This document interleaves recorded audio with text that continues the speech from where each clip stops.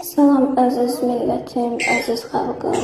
Mən bu səsi xəstəxananın dörd divarının arasından qeydə alıb göndərirəm.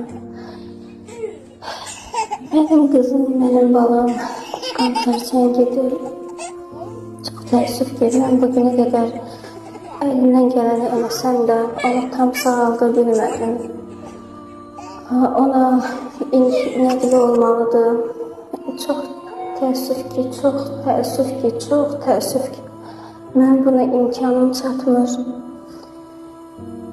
Tək anayam, tək qadınam, balamın bugünə qədər müalicələrini öz gücümə etdim.